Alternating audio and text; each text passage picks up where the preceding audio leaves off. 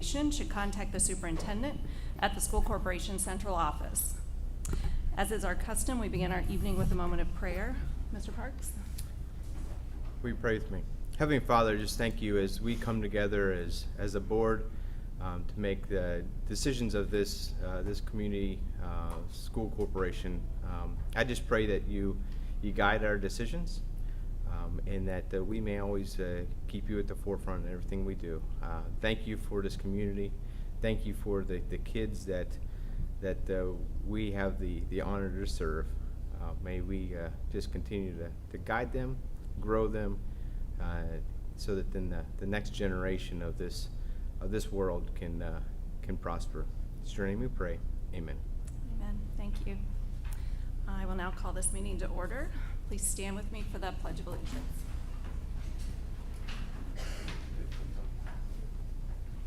I pledge allegiance to the flag of the United States of America and to the republic for which it stands, one nation, under God, indivisible, with liberty and justice for all. Roll call, everyone is present, which means we have a quorum. Mission statement, Mr. Parks. Lebanon Community School Corporation will cultivate and reach every student by influencing and enriching their lives through the power of education, and to do so in a positive and safe learning environment. Thank you. Item 2, approval of minutes for the June 15th regular meeting. Like a motion to approve those, please? Second? I'll second. Any questions? Okay, all in favor signify by saying aye. Aye. Opposed? Okay, motion passes. Item 3, certified executive content from our June 15th executive session. I'd like a motion to approve that content, please. I'll make the motion. Okay, second? I'll second. Any questions on that? All right, all in favor signify by saying aye. Aye. Aye. Opposed? Okay, motion passes. Thank you. Item 4, consent agenda for staff matters. Dr. Milliman. Thank you, Ms. Keith. This evening, under item A, classified staff, I'm recommending 4 buildings, grounds, maintenance, custodial staff, 9 jumpstart IA positions, instructional assistants. That is our summer jumpstart for our elementary students prior to the school year. 2 special education IAs. 1 is also a jumpstart IA as well. You see kind of some combinations on a couple of those candidates in your background notes. 1 Lebanon Middle School instructional assistant, who we will honor later as one of our retirees. A LHS attendance secretary and media center instructional assistant, as well as a nurse for our Jumpstart program this evening. So that's what we have under our classified. Under item B, certified this evening, Kristen Nestor, special education teacher at Central, is requesting maternity leave effective October 8th through the end of the school year, and congratulations to her. We have received 2 letters of retirement. John Kopner, LHS science teacher, and Ed Hunter, LMS science teacher. We have letters of resignations from Andy Dardini, agriculture teacher at the high school, Steve Dollahan, assistant director of exceptional needs for joint services, Laura Evinger, educational consultant, and Jason Lorch, Prairie Worth 5th grade teacher. Under certified recommendations this evening, Mrs. LaCrone is recommending Casey Jones as a Central Elementary music teacher. Kelly Solomon is recommending Jordan Hoffman as a special education teacher. Amber Moore is recommending 2 teachers this evening, Morgan Cox as a kindergarten teacher, and Emily Benatsky, a 1st grade teacher, who I will also be naming later as a head varsity volleyball coach as well. Mr. Dunshee is recommending Amy Salee for English and Shelley Burrell Schaub as a science teacher. Mr. O'Rourke is recommending Shelby Lee for our agriculture position. Diane Scott is recommending Shelby Bowling for a district-wide literacy instructional coach position. Madeline Sandberg, Director of Joint Services, recommending Christian Wright for the education consultant position. That is a position funded from all 6 member districts. This particular consultant is servicing the Clinton County schools, but as you remember, we're the fiscal agent and administrating district for joint services. So therefore, it comes to our board for approval.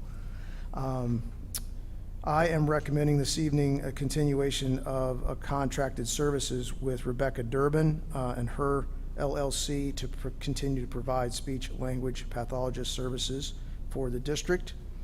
And the following teachers are being recommended for our Jumpstart program. Miss Elizabeth King, Marta Williams, Denise Belcher, Mary Passwater, Mary Brown, Joe Marin, Jocelyn Taylor, and Kristen Hike. So that's our items under certified this evening. It's a busy summer. Amanda Scoble is recommending for the middle school athletic coaches and volunteers, coaches for 8th grade cheer, 6th grade assistant football, and a football volunteer coach. Mr. Levine is recommending the slate of fall coaches for this year in the seasons of football, volleyball, tennis, cross country, boys soccer, girls soccer, cheerleading, and golf. And that is all my recommendations for staff matters all? this evening. Thank you. All right, we will take all those motions as one, A, B, and C. I'd like a motion to approve the staff matters, classified, certified, and ECA, please. I'll make the motion. Okay. Second? Any questions on any of those? Are we fully staffed with all of these? No, Okay. we have some instructional assistant positions that remain open this evening, and at least one high school science position. And we have special education and 2 elementary teaching positions. Getting there. So, Getting- yeah, it is a no. Closing the gap anyway. It seems like when we close the gap, it It widens again, so it's that All time of right. year. Well, thank you. All right, so the motion on the table is to approve the consent agenda for staff matters, items A, B, and C. All those in favor signify by saying aye. Aye. Opposed? Motion passes. Consent agenda for business matters, Mr. Tate. Yes, my pleasure to report to the board and the community this evening. Our monthly financial report shows these percents expended as of June 30. For the education fund, 46.05%, operations fund at 38.99%. At this time, I'd ask for approval of claims numbered 53586 through 53787, and the payrolls dated June 25th and July 9th of 2021. The claims total $4,700,193.39. The payrolls total $1,634,851.33, for a total of $6,335,044.72. All right, thank you. Would like a motion to approve the consent agenda business matters, approving the claims for payment 53586 through 53787, and payrolls for June 25th and July 9th, 2021. I'll make that motion. Okay, second? I'll second. Any questions? All right, all those in favor signify by saying aye. Aye. Opposed? Okay, motion passes. Thank you. Board recognitions, Dr. Milliman. Thank you. We're going to recognize our classified Tiger champion this evening. I'll ask Kristen Scott to come up. Good evening. I'm excited tonight to introduce Miss Phyllis Leach, Central Building Secretary, who's been nominated by Becky Alcall. She'll join me at the podium. Well,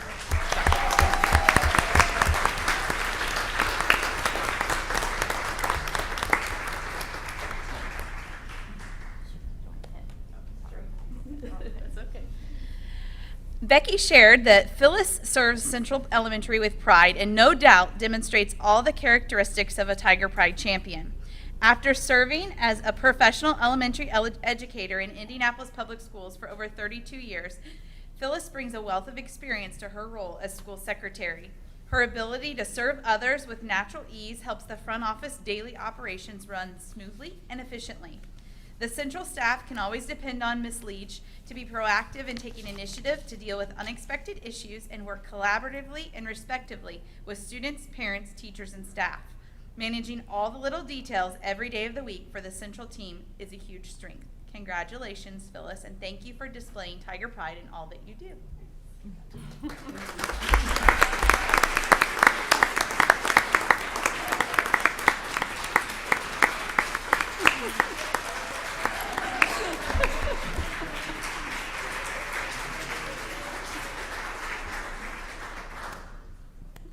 That's great. Right on. I love it. Okay. So next, retirement resolutions. Yes, ma'am, And we I have a few. some more for you, and we have several retirees with us this evening, and it's customary for the board to read a resolution to honor and pass a resolution to honor our retirees. We have several in attendance this evening, so I've asked the board to consider a resolution honoring all at once, and I'll ask our president to do that, and then we will bring our folks who are with us up one at a time and recognize you. Okay, so you will each be receiving this individually, but this resolution adopted this 20th day of July 2021 by the Board of School Trustees of the Lebanon Community School Corporation of Lebanon, Boone County, Indiana, witnesseth, whereas our retirees are professional educators of this school corporation and have retired with honor from their positions at the end of the 2020-2021 school year, and whereas our retirees have during their distinguished careers rendered skilled and professional instructional leadership to the many pupils whom they have served, and whereas those accomplishments have reflected credit upon them, the educational profession, this school corporation, and upon our entire community. Now therefore, the Board of School Trustees does hereby resolve that the most sincere thanks, appreciation, and gratitude are extended to all of our retirees on this occasion for distinguished and meritorious services rendered, and further that best wishes are conveyed herewith for your continuing health and happiness, and that you might enjoy your new careers of retirement. Adopted July 20th, 2021 by the Board of School Trustees, Lebanon Community School Corporation.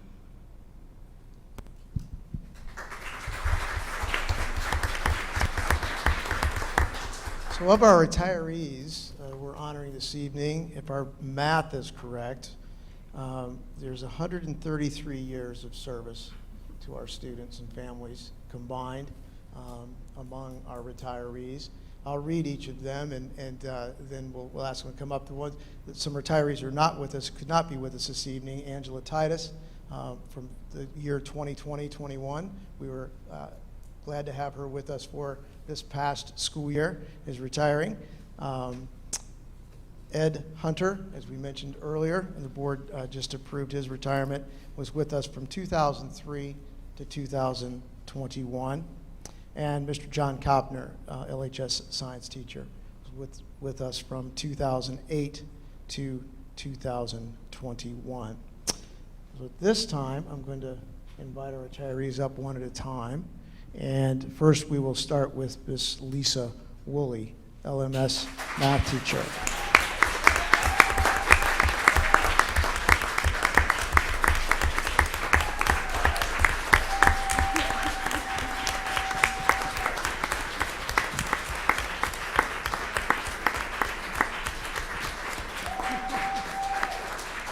So Lisa's with us from 1982 to 2021, and there's something in the water in Lebanon Middle School because she's coming back as an instructional assistant. And we certainly can't thank you enough. Thank you.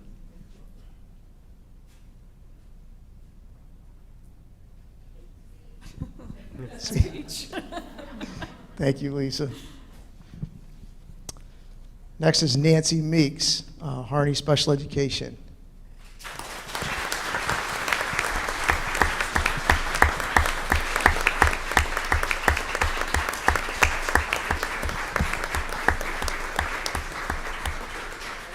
2006 to 2021. Thank you so much for your years of service.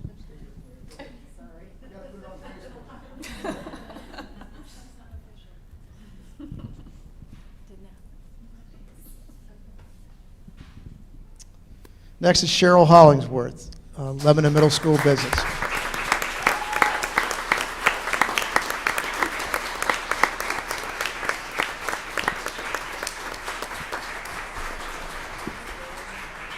Cheryl's at Lebanon Schools from 2004 to 2021. Thank you so much.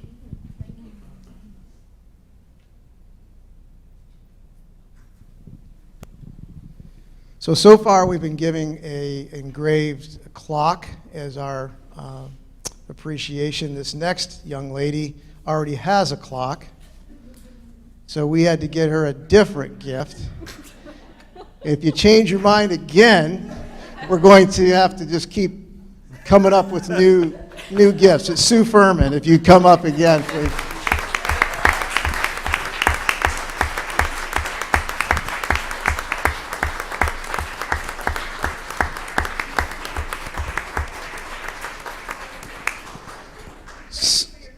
Sue was with us most of 1995 to 2021.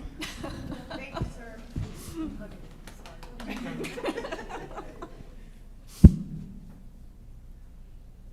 Okay, thank you all.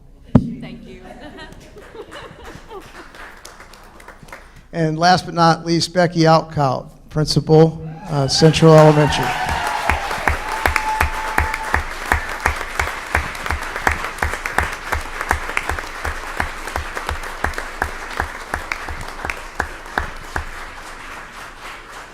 Becky has been with us since 2006 as a teacher, assistant principal, and principal. We're going to miss you, young lady. She's been a steady rock for a lot of people in the district, and we so appreciate you. Congratulations one more time.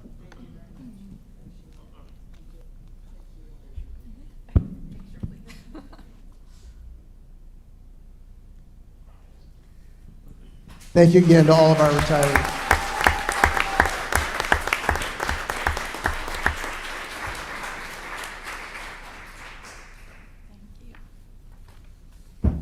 Congratulations to all of you. Thanks for the many years of service, if your math was correct. Even if it wasn't, that's a lot of years, we know that. All right, moving on. Item 8 is comments from the public. I believe okay. I did have, if we can back up just a second, I did have a couple announcements as well. Oh, I I'm wanted to share sorry. with the board. That's okay. I moved I just wanted to make you aware as well, just of a couple things. I wanted a couple recognitions. One is that we were made aware just this past week that the Community Foundation of Boone County is awarding a $4,000 grants to both the Western Boone and Lebanon FFA programs. So that'll be coming to you as an item to accept. And really no strings attached, if you will, to this. They're really wanting to just support the work of the students and the proficiencies that they're doing within the program, and so we thank them for that. I just wanted to make mention of that this evening. You knew we had a lot of folks to approve this evening on the consent agenda for staff matters. Just thought you might want to be, so far, 26 new teachers and certified staff and 1 new principal, and we have a few more to go. And very pleased to share that several of our new staff members are Lebanon High School alum. So it's great that they're coming home, and we're happy to have them. And lastly, I just wanted to mention my thanks to Buildings and Grounds, our food service, transportation, and all the leadership that goes into that to get our schools ready for our kids and staff. It's been tremendous to see them work so hard and get the facilities ready and get everything inspected if you're the transportation department.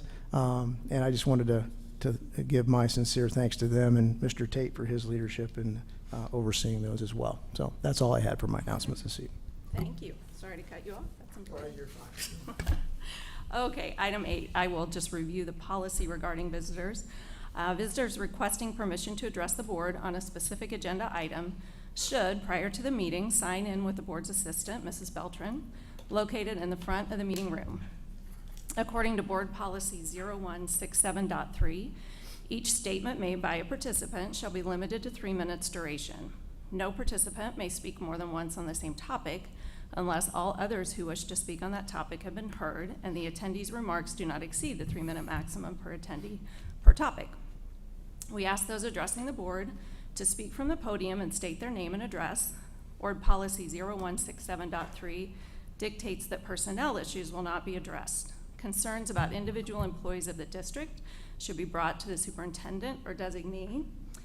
This is a time for us to receive comments, not necessarily a time of debate. So those who are speaking, if you could be sure to leave your email address with Mrs. Beltran. If there's any follow-up that the board needs to do with you, we'd like to be able to reach you quickly. Okay? Thank you.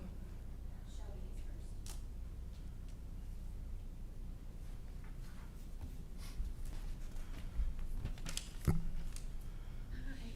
didn't expect so many people to be here, so.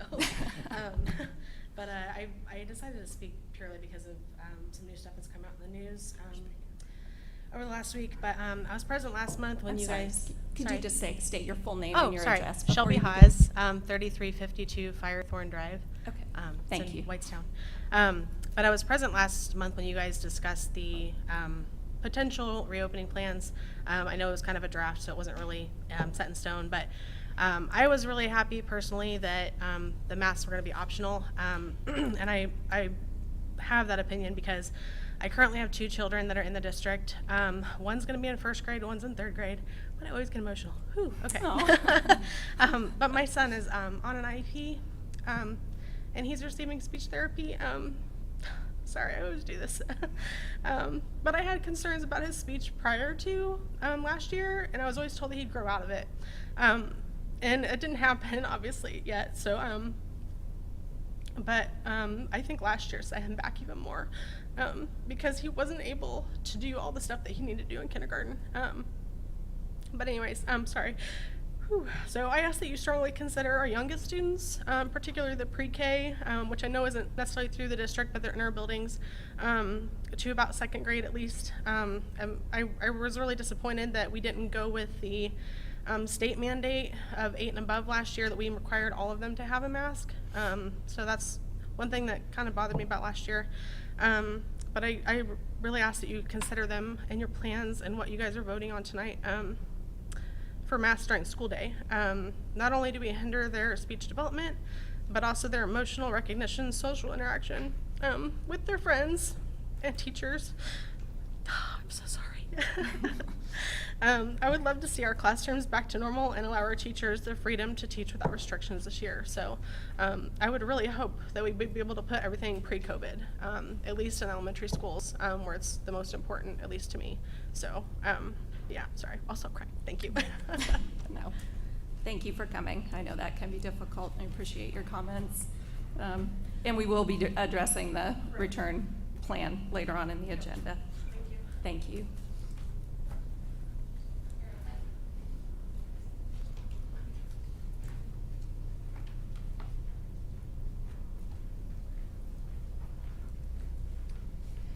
Good evening. My name is Erica Shepard, 3394 Firethorn Drive in Whitestown. My comments aren't really related to what's on the agenda, but I do have a question with the Lilly Endowment Grant that was just given to the school.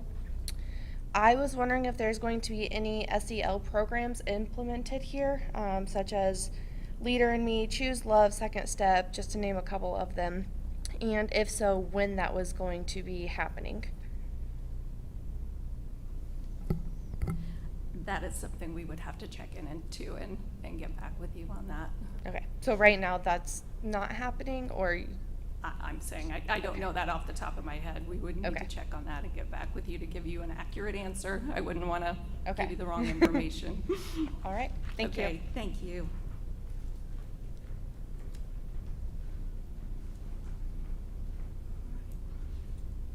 Okay, thank you very much for coming tonight. I appreciate it. Okay, item 9, action items.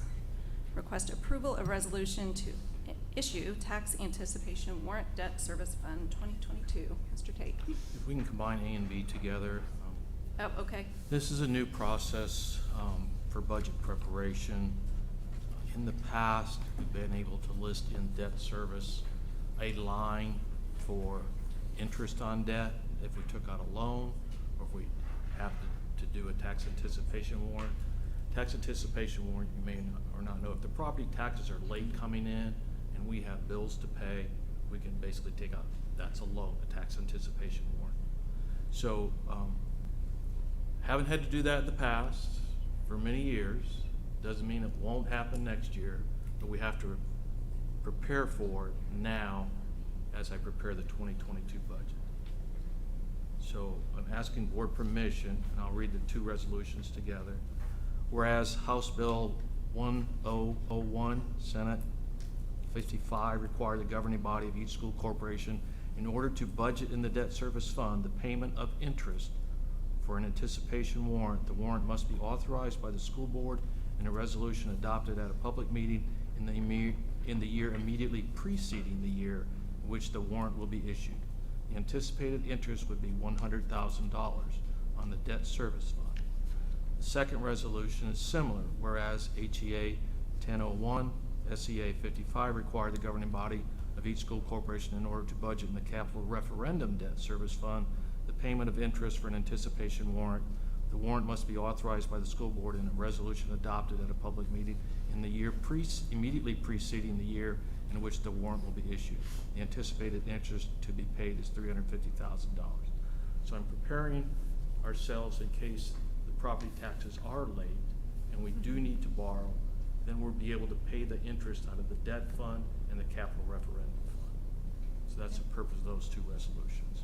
So I'm willing to take questions or concerns on that as the board considers passing those. Okay. Well, let's take item A and B together. I'd like a motion to approve both of those items as one, please. Okay. Second? I'll second. All right. Any questions or clarification on what exactly that means? Okay.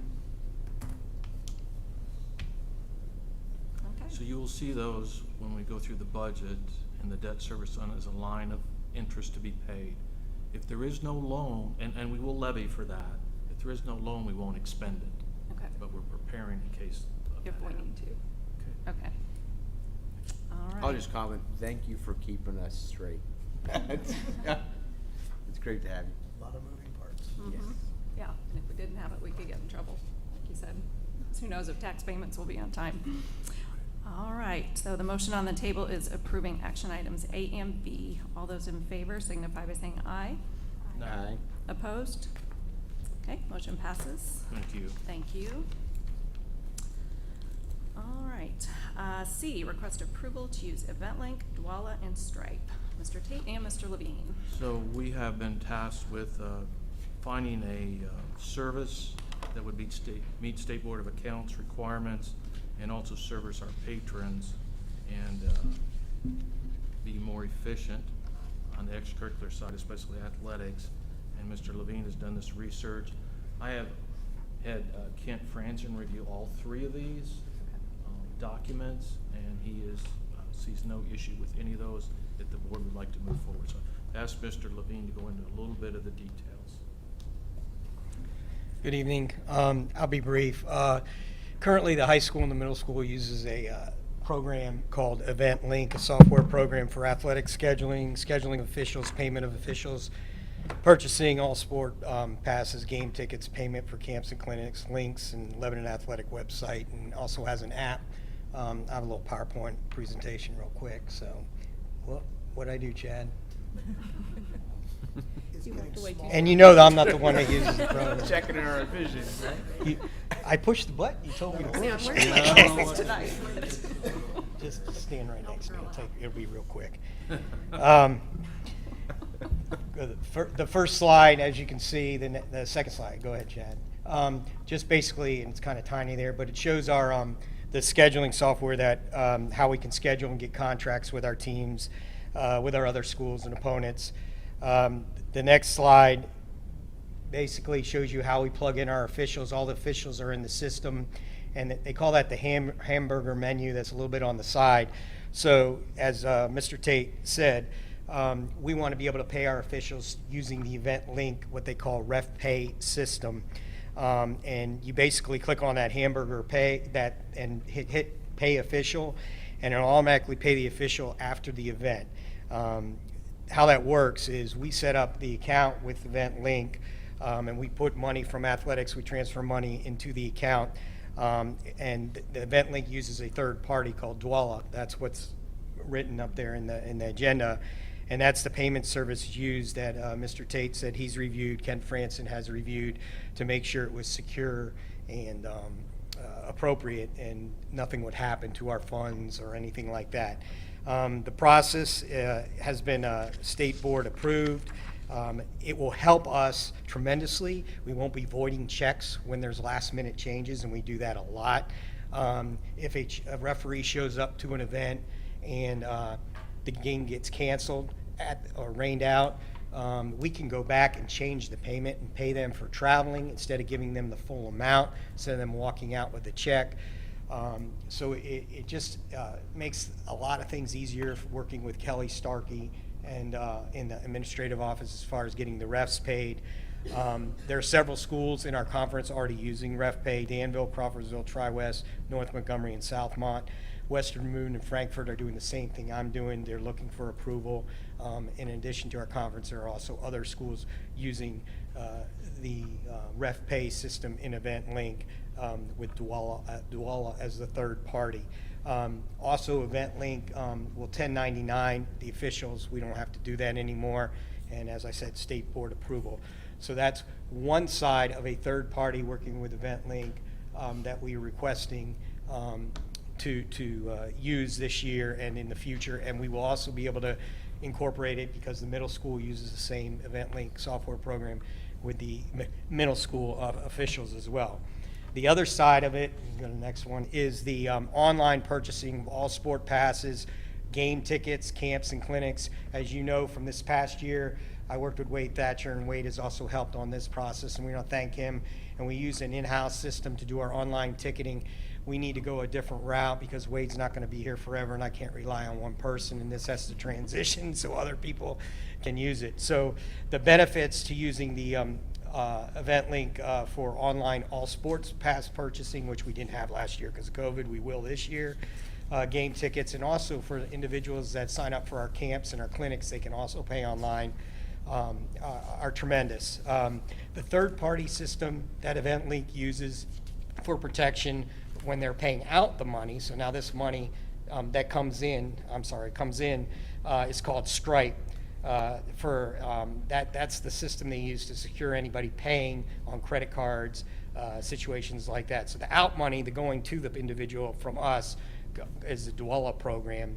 The incoming money is the third party that uses Stripe. And again, that was reviewed by Mr. Tate and Mr. Franson to make sure it was secure and appropriate. The buyer will purchase a small service charge, but we do not have to pay that service charge. That is incumbent from the purchaser. So I know that might be a question.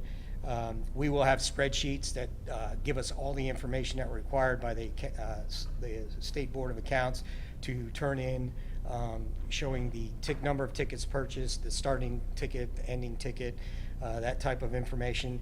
And how it works simply is we do the back end work ourselves, and with scheduling tied in to the same software program, we don't really have to recreate the event all the time because it's already in the system. But a separate link will be created for events for whether it's an online ticket for that single event, or whether it's the all sport pass, or whether it's the camp, or whether it's the clinic, whatever somebody wants to use a credit card to pay online for, they will be able to do that. And there will be separate links that we will funnel out through our website, social media, to get that information to our community and to our parents. We will also take tickets at the gate because we have a few people in our community that don't want anything to do with technology, and we want to support them. We know our community well, and I could probably tell you those on right now if you ask me. So that is the second piece of what we're asking for requests, basically the ability to use the Event Link software program for people to purchase all sport passes, game tickets, camps, and clinics. When they do purchase it, it'll be stored on their phone, or they can print it out. They have several ways they can go about doing that with the ticket, just like we did this past year.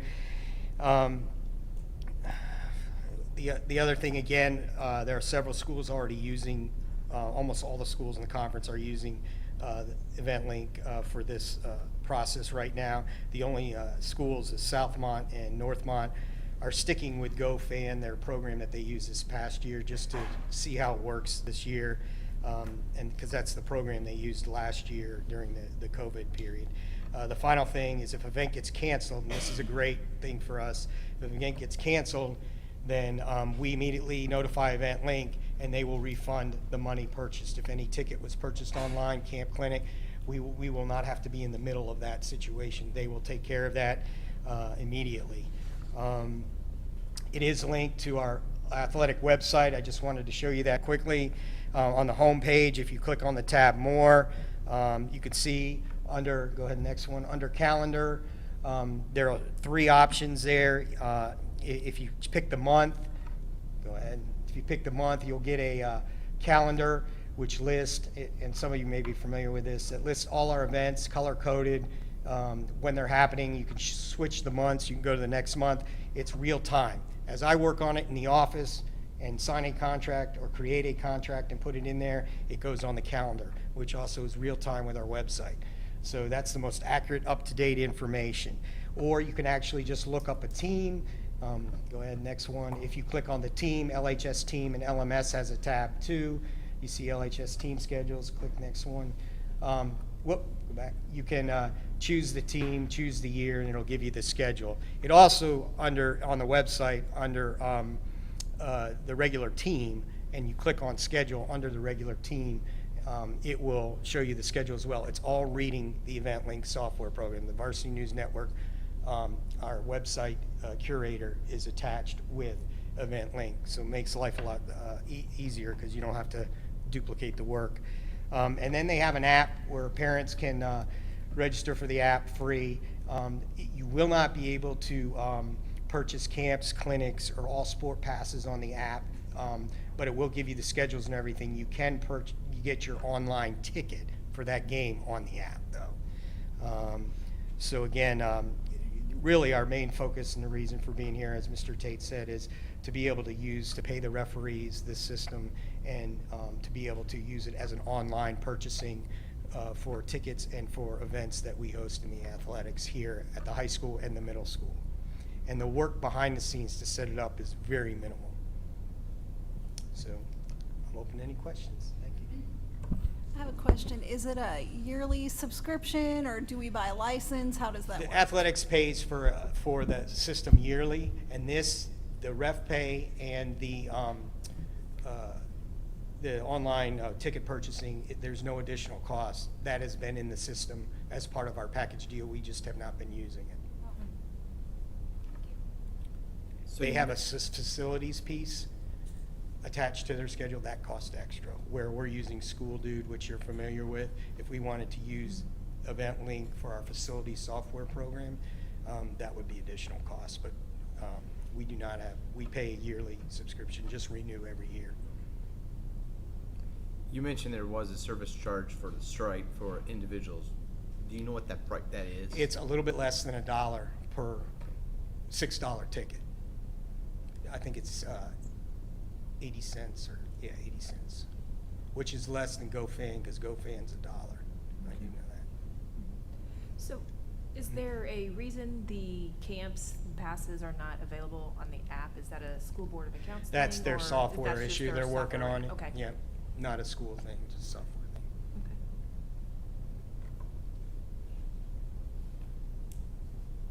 Okay. I think it's great. Yeah. Thank you. Thank you. Thanks. Thanks. Thank you, Mr. Williams. Yep. All right, I'd Would like ask to. board permission for approval of those 3 documents and to work with all 3 of those companies. Okay. All right, I'd like to, like a motion to approve the use of EventLink, Dwala, and Stripe as just presented to us. I'll motion. Okay, second? I'll second. All right. All right, all those in favor signify by saying aye. Aye. Opposed? Okay. Thank you, and thanks for looking into that. Wherever you want, oh, there you are. Yeah, we've had parents ask quite a bit about that, so thanks for addressing that need. All right, D, request approval to purchase 50 MacBooks. Mr. Tate. Yeah, presenting this on behalf of Bronson Smith. We have a quote for 50 MacBooks of $42,400. Those will go to administration and the tech staff. Then their laptops will be placed into inventory for student replacements as the students have repairs or need a loaner. And that will be paid from the operation fund. Okay. All right, I'd like a motion to approve the purchase of 50 MacBooks, please. I'll make that motion. Okay. Second? I'll second. Okay. So there will not be trade-ins if we're using, Correct.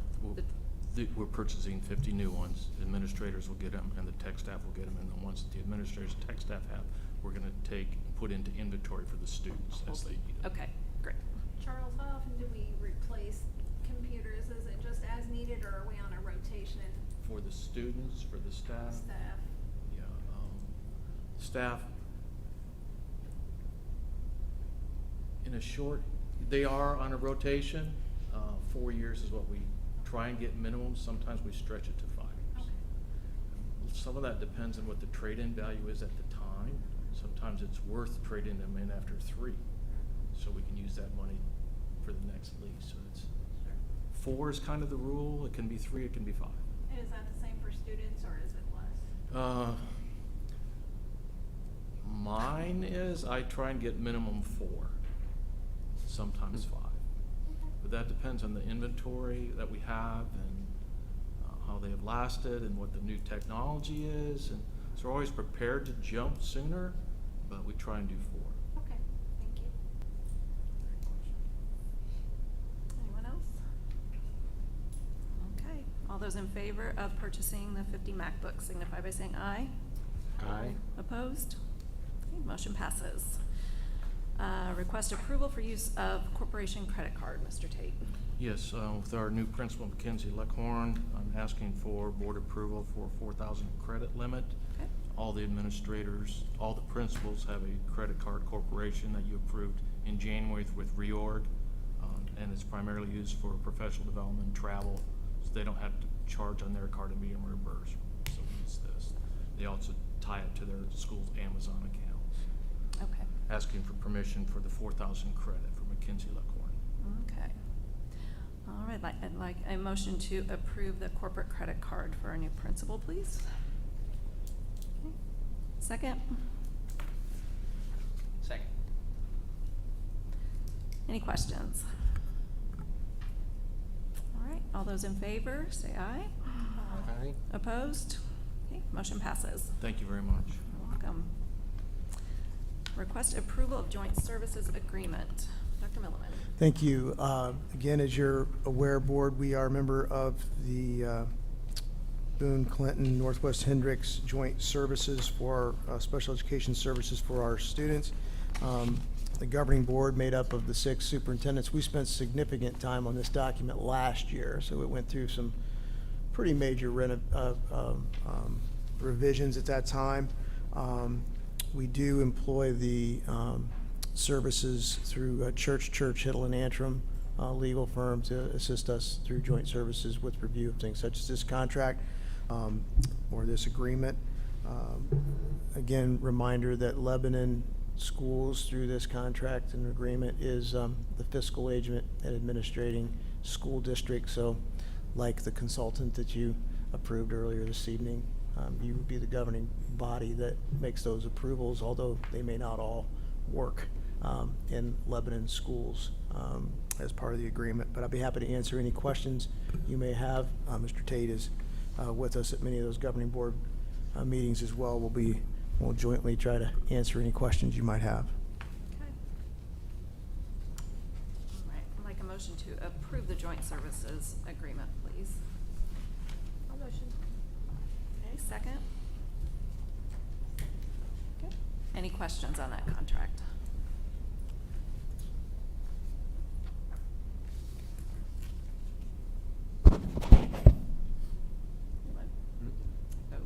All those in favor signify by saying aye.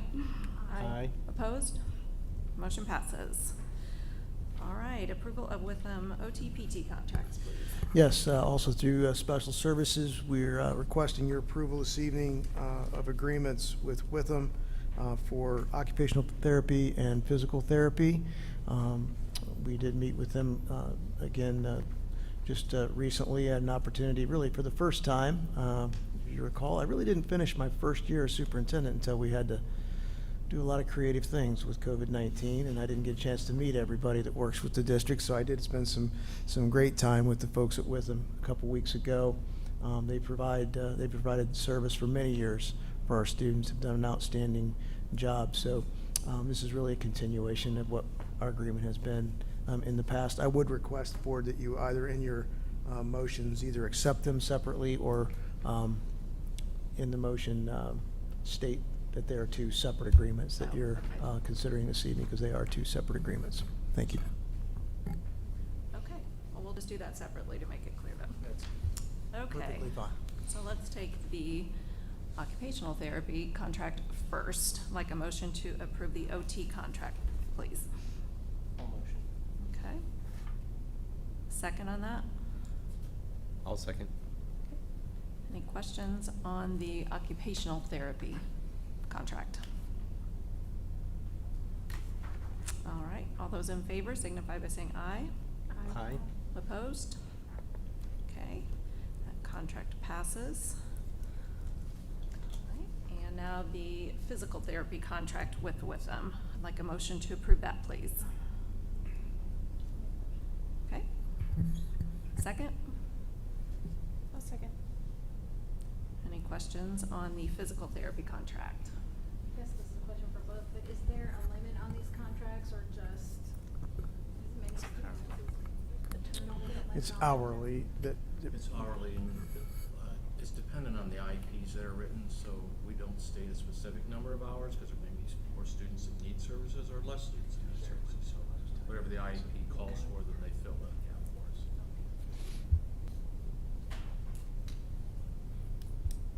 Any other questions? All right, all those in favor of the physical therapy contract with them signify by saying aye. Aye. Opposed? Motion passes. All right, next, a request approval for the 2021-2022 reopening plan. Dr. Milliman. Thank you. I just shooed Mr. Martin away because I didn't want to shrink the screen. I told him he can advance the slides for me too. That'll work for me. So he'll bring it up on the screen, and we'll walk the board through this. All right. So we sent a message to our staff as well as our parents and community on July 1st with our tentative plan, if you recall.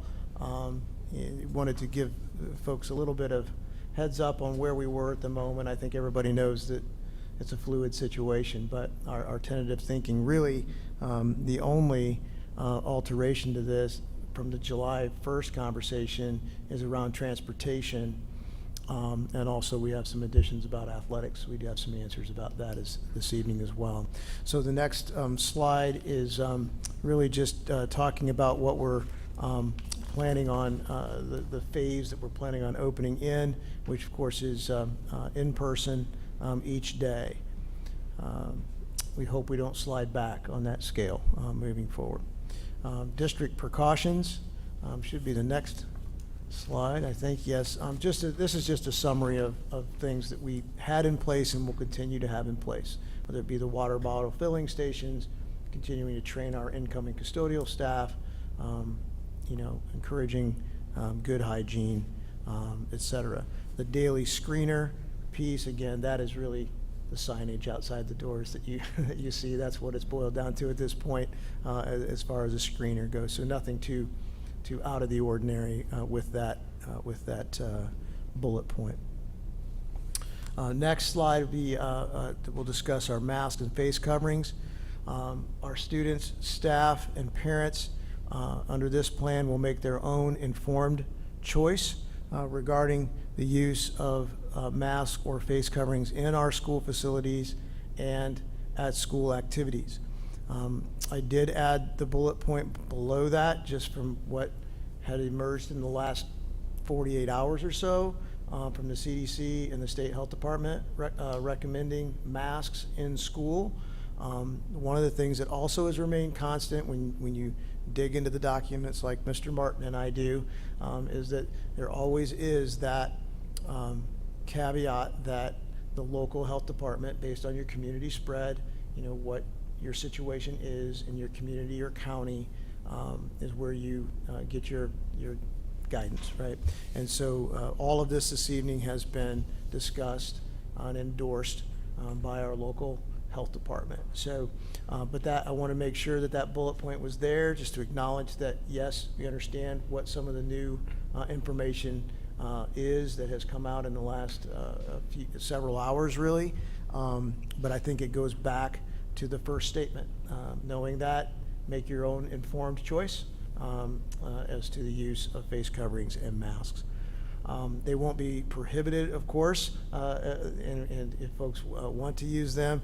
Of course, there's always that school administrator in me that adds that if you're going to wear a mask, it needs to follow the dress code. Okay, so that's what that last bullet point is. All right. That's right. You can take the high school principal out of the high school. You can't take. Right. Transportation. This is a bit of a change from the tentative plan that was shared on July 1st. We continue to get the directive from CDC, State Health Department, that school buses are considered public transportation, and therefore the mask use is required on school transportation. So that is the recommendation this evening. The other two bullet points are just to share that we'll continue with the seating charts. We'll continue with our disinfectant spray that's utilized in the buses on a weekly basis, et cetera, and the cleaning routines around that. There has been some signaling that there may be some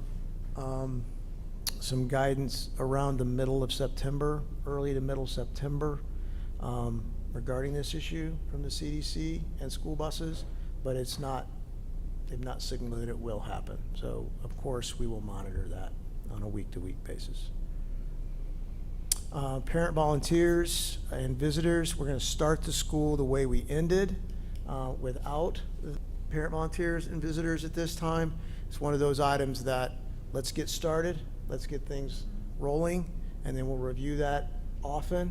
And if we're able to integrate that into the flow of the day, we will do that. We certainly understand the importance of that, but we think our best position is to start the way we ended on that item and then move to increase as we move forward. We will consider outside presenters. We do have some curricular type of presentations that happen in our classrooms and instruction. Those are typically with outside services. We have a little bit, honestly, we have a little bit more control in that sense to be able to say only vaccinated personnel may be able to come in. Only masked personnel and vaccinated will be able to come in, such as that. So they're necessary curricular services and student support services. So that's what we're talking about on this slide. But we do have quite a bit of control over what we can allow in or not in our buildings for that particular slide. Back to school events will be allowed. We're talking about here like our open houses to start the school year, back to school nights, things of that nature.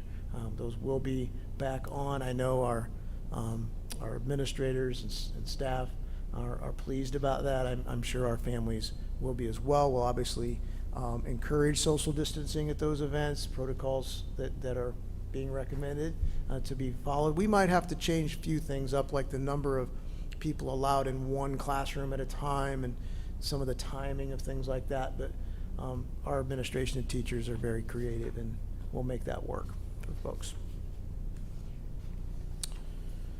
Food service, continuing with starting the school year with masks required.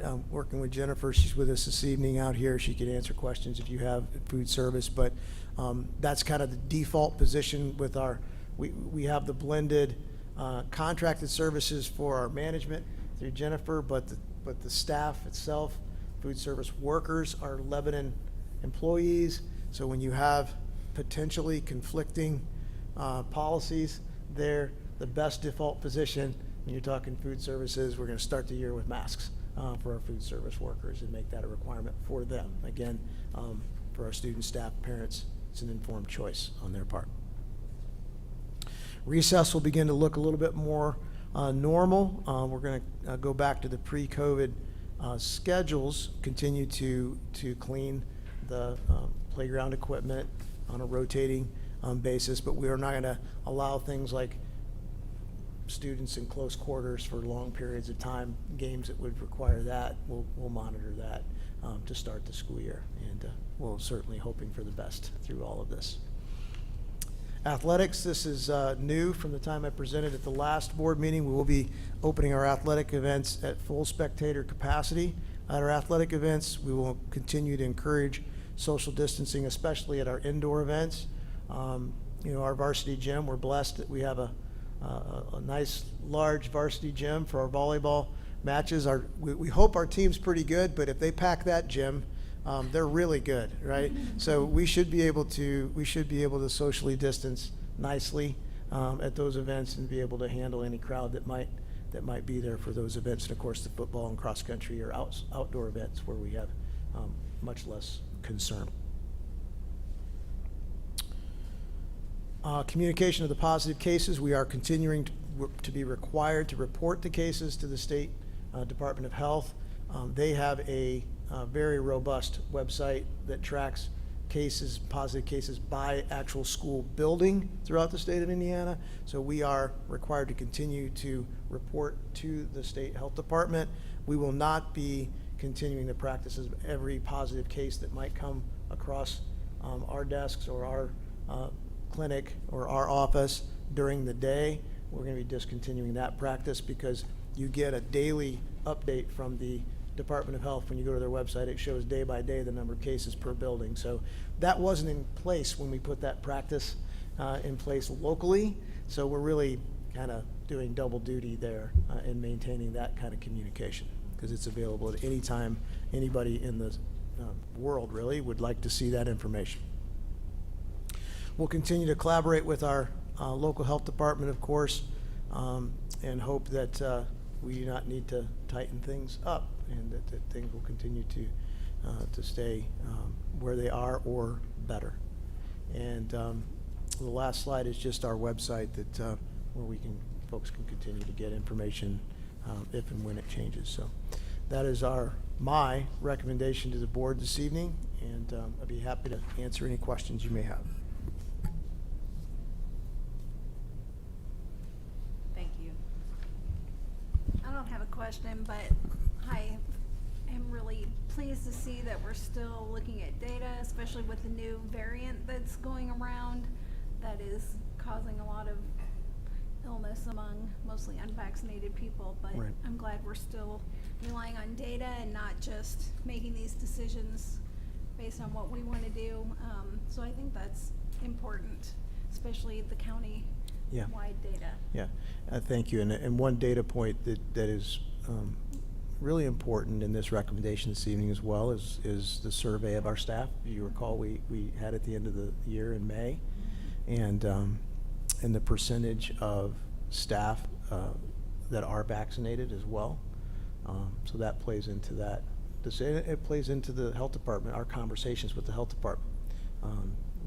That is dependent a lot on that, and the spread in schools was quite a bit exponentially really lower than the community and the state. So that's a big consideration based on the data. So thank you.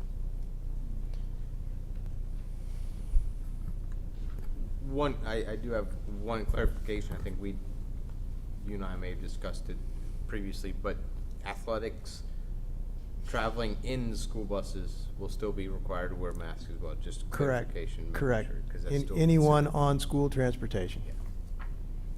Yes.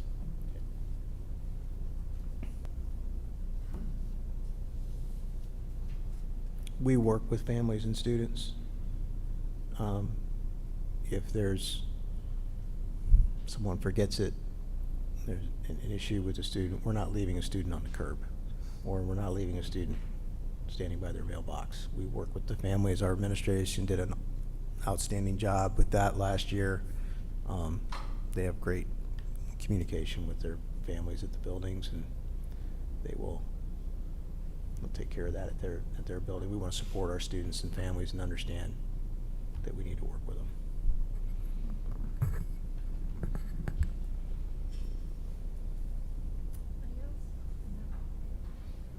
I'll just say, I like the wording that you're using on the face mask, that it is an informed choice, that we expect people to take responsibility for their actions, and I think we can all handle that, to make that optional, based on the needs of your children. You know, your children have different needs than other children, and that we can take those things in account for ourselves. So, thank you. Yep. Thank you. And it was, it's a federal requirement on the transportation. Right. Revisiting I that slide don't feel again. like we can do anything differently on Yeah. transportation Transportation right Safety now. Administration, CDC, Yeah. State Health Department. Those are not people I want to wrestle with on that issue. Thank you. Yes, thank you. All right, I'd like a motion to approve the reentry plan as presented. Lisa or Tiffany? That was You'll second. Okay. Lisa makes the motion. Tiffany seconds. Did I get that right? Or am I Yes. backwards? That's okay. Either way. It's all good. All those in favor signify by saying aye. Aye. Opposed? All right, motion passes. Thank you very much. I know that has been a process, to say the least. And will continue to be. Thank you. Thank you. All right, moving on to informational items. Food service overview for 2021 and an update for the 21-22 school year. Jennifer Pope. Thank you very much. You should not give me a microphone. I promise it won't take long. But I want to give you an overview of last year, kind of give you the back door to what food service went through last year, some of our pains, some of our things that we have accomplished, and then we'll talk a little bit about the upcoming school year. Coming off the shutdown last year, going into the fall, we did 60,000 meals curbside. So we fed 60,000 meals curbside at Lebanon schools, which is a big number for schools. I worked with the Board of Health with what we're going to see in the fall of last year. We knew there was going to be no self-serve. We weren't allowed to take money at all during the lunch line. Everything had to be cupped up. If you've ever been in our cafeterias, we're not a typical food service. We have not only mustard, mayonnaise, but we make our own salsas. We make our own pico. We sometimes create our own sauces. So, it's just not your typical food service. We had to cup everything up. There's trays of everything, which causes more labor. I'm a big self-serve. I'm the one that brought self-serve into Lebanon years ago. We had to take that away. Everything had to be served to the student. We couldn't use trays. We had to use foam trays. We couldn't use, which we don't use real silverware, but we have some at the high school and middle school that the kid pushes, they pull it out. We were not allowed to use that. We had to have prepackaged items. So we knew at the secondary level we were doing hybrid. The Board of Health told me no deli bar and no cafe, which if you're at the high school, that's a big one for them. When I was on a lot of state calls, we did many state calls before our school started. A lot of schools were panicking across the state. They're like, okay, we're going to go to one choice. We're going to do a cold choice at the elementary. We're going to give the high school a hot choice and a cold choice. Well, I refuse to do that. A lot of you know I've been around for a long time. These students are used to our variety. I was not cutting back at all. And my staff's like, okay, are you sure? I'm like, we can do this. We're just going to have to rearrange how we serve. We're going to have to take things, step back a little bit, but these kids are coming in, they're scared, they don't know what's going on. When they come in the cafeteria, they're definitely going to have what they had when they ended right there at the end of, before we shut down. So we had multiple choices. We started the school year in August by the USDA and the DOE. 37 waivers were out there. I had 14 reentry plans. Every time that I had a reentry plan, the DOE said, nope, we're going to change it. So I had to send it to my state auditor. And when we fed, when we decided to come virtual, a lot of the kids went virtual when they decided in the fall to stay, not to come to school. We fed them. We fed approximately about 100 kids. I had a form they had to fill out. Let's see, hybrid, those kids that were hybrid at the middle school, high school, I wanted to feed them too, so when they left on that last day, we gave them food to take home. They picked it up before they got on the bus, or before they went to practice. I had a cooler for them, especially at the high school, the band kids. I let them put it in there, or the athletic kids, they could come down the cafeteria and pick it up at the end of their event. We got created here at the high school. We weren't allowed to use the cafe, and we were worried about the kids having water because we weren't sure about the fountains. So I worked with administrators here, and we came up with the kids get on Canvas and they ordered snacks, and then they brought it down to us, and we delivered their a la carte items to their classroom last year. And we did quite a few. We just took it off their account, and then we delivered to the classroom. So we actually started the school year fully staffed. We did. We started last year, so we were able to do that. Then we got word about mid-September that they're thinking about going free, which was great, but we're already in school, so what do you do there? So a lot of the other states do not start until mid-September, end of September, but the state of Indiana, as we all know, we start in July, we start in August. So they came out with the USDA here, and the DOE, our DOE said, okay, we're gonna give you 3 options. You're gonna stay the way you are, in the way you are, or you can do SSO, which is the seamless summer option, which what that means, I'm trying not to confuse you, what that means is you would get a higher reimbursement rate per student for your school corporation with very little paperwork, or you can do SFFP, which is a summer program, a higher reimbursement rate, quite a bit higher than the SSO, but it was a lot more paperwork. Of course, I'm going for the big one. So I went for the SSFP, so we get the higher reimbursement rate. It got accepted. I was able to come into that. We were able to feed multiple different ways. This allowed me to have more flexibility in my feeding. At the middle school, I got creative. I noticed my participation when we went free was not as high as I thought it would be. I thought, come on, it's free breakfast and free lunch. Come on. I mean, my kids were still here, they'd be, so we did some PR, but I looked at each building individually, how can I increase participation? Well, at the middle school, we were doing about 40 breakfasts a day, that was it. And I'm thinking, okay, what's going on? So I went over there and realized that we had multiple locations of the kids going in. They had to go in one direction and they couldn't come by the cafeteria. So I had this idea, and I went to Doyle, said, I have this idea, I want to do this snack pack. I got to call it a breakfast because I can claim it as a breakfast, but if I say a snack pack, these kids will know they can throw it in their backpack and they don't have to eat it for breakfast. They can throw it in their backpack and then they can have it after school with their sporting event. I'll make it non-perishable, or they could save it for when they get home at night. And he's like, let's go for it, Jennifer. I said, all right. So I came up with all these items and stuff. It was like Cheez-Its with apple. We did they love their muffins with a banana, and we made it where they could put it in their backpack. We went from serving 40 breakfasts to 390 a day. So we jumped. I like that. Now I had to stay out there and go, oh, come on, put it in your backpack. I had to train them, you can do this, you can do it, But once they got a hang of it, we jumped to 390 a day, which to me, every time I see participation like that, I'm like, yes, because I love when kids eat. So that was kind of a big success story. My staff was so excited over that. So as we go into it, we're kind of getting into the fall there. I'm going to give you the whole laydown, all right? We had shutdowns. So we fed, every time we shut down, we fed curbside. We made sure kids were fed. We fed curbside. Christmas break, when we were getting ready to go, we shut down the week before Christmas break, the corporation. I came up with this idea of a holiday curbside event. And we had 4 locations, Perryworth, Stokes, Harney, and high school. And we all dressed up. We had Christmas music, and we did curbside. I've been here 24 years. I've yet to miss a holiday meal, and I wasn't going to miss it during COVID. So we came in a day early, prepped our meal, we cooled it, we bagged it, and the day of curbside, we fed curbside. We did 5,000 meals that day. But it was fun. The kids got to see them dress up. We were outside. It was so cold. But I will tell you, we won an award. I sent it off to my state auditor and said, look what we're doing at Lebanon. And she used it as a best practice at her last USDA and state meeting. So I got a nice email the other day, congratulate me for being innovative and for our staff being, troopers, and we won an award for best practice. So And we had a cute little flyer that we sent out, so we all got into it. It was fun to see them. Then we get through the spring, and then all of a sudden, I lose 10 people.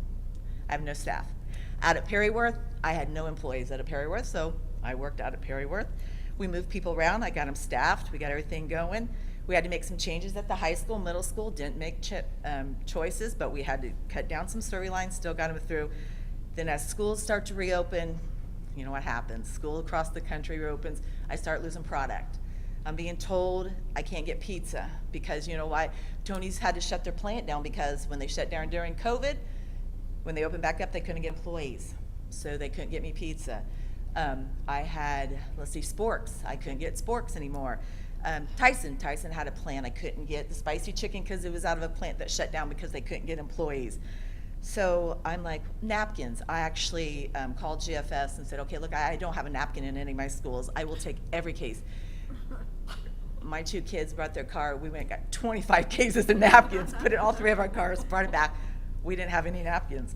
So we had tons of shortage. So I only allow my schools to have a week of inventory on hand. They're only allowed because I want everything to be fresh. But at this time, I'm counting down 20 days of school. What do I got left? I'm ordering 25 cases of pizza. They're telling me you cannot do that, Jennifer. I said, oh, yes, I can. They're telling me you can't have turkey. I said, yes, I can. So we're setting all this food and we're counting down, okay. I said, when you get pizza day, tell me how many slices you got left. We got 5 days left, and we made it. We did not run out of one thing, but we were driving it around, so we definitely had product shortage. And school ended, and I will tell you, we were excited.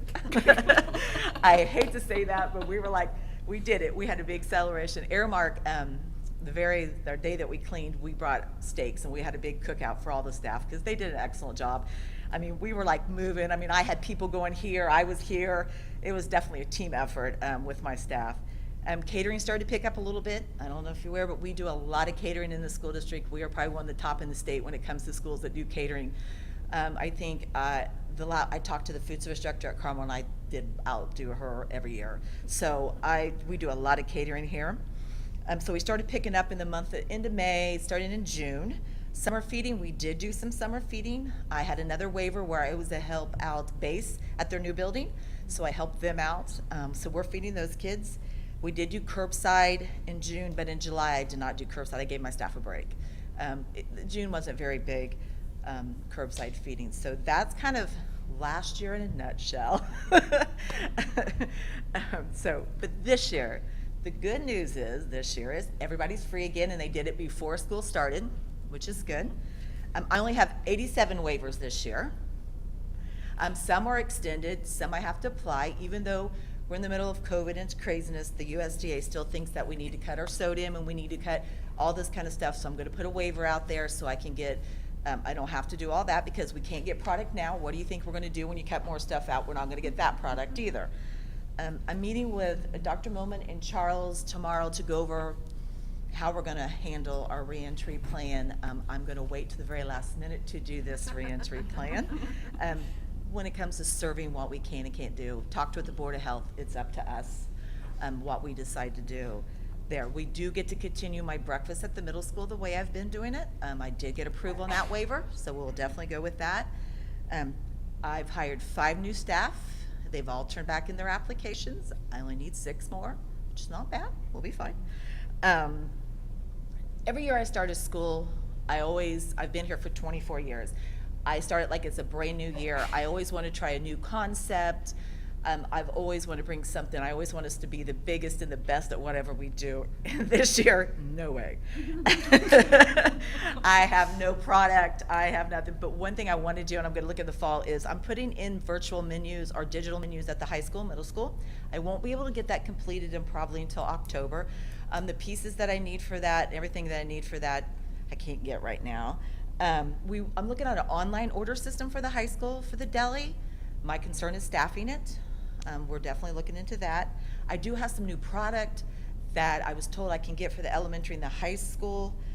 Just my biggest concern is right now, just on the way in, I got a call, said, Jennifer, the trays that you use, that factory closed down. So we had to go and put out another bid, which is a good thing with Aramark does that for me. They put out another bid on some more trays. Plastic is a shortage right now. I'm already being told I can't get plastic, but I already have 30 cases of what I need right now because I had a filling, so I ordered over the summer. So we're gonna start this year like we ended last year. I might have to make some choices, some different, but I will never let the quality go down, just things that's all new for us this year. But my staff is ready to go. We train this Friday. We have training this Friday for the managers, and Monday we have our big training, and I think we'll be ready to go. I know we'll be ready to go. Like Dr. Millman said, we just don't know. So, you know, we do know the good thing is the kids get to eat for free, and that's a big thing, and we will feed them no matter what. So there you go. Any questions for me? I try to do it quick in a nutshell. I am so glad you're here. Thank you. First of all, thank you, because you always go above and beyond. That's obvious, but the last year I know you have just... It's crazy. I get emotional thinking about that, because we never want hungry kids. No. And without that, we would. Yeah. So thank you. Thank you. Thanks for the effort and The food service staff, creativity.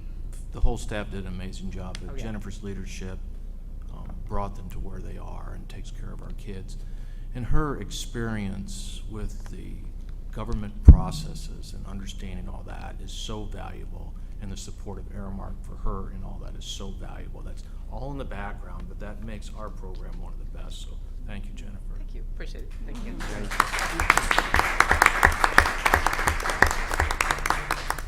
Are you going to unblock my number now? Or? Not until August. All right, teacher evaluation results. Solomon.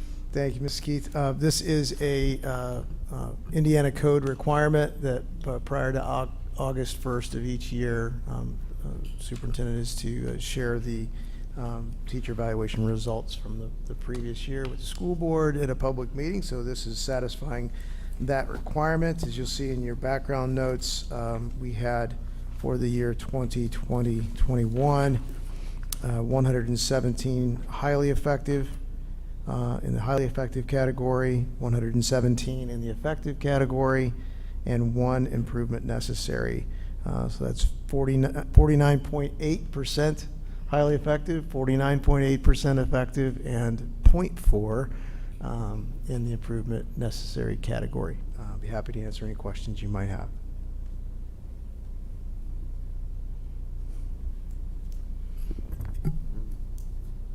Okay, thank you.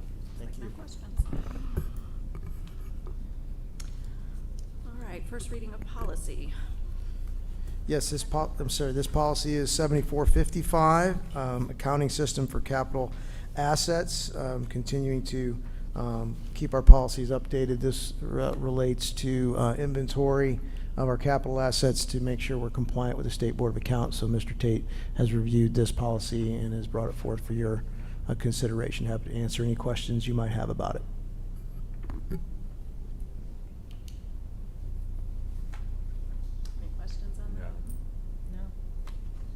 Okay. Pretty so straightforward policy. We'll vote on that next time Yeah, then. next Okay, time. thank you. All right, and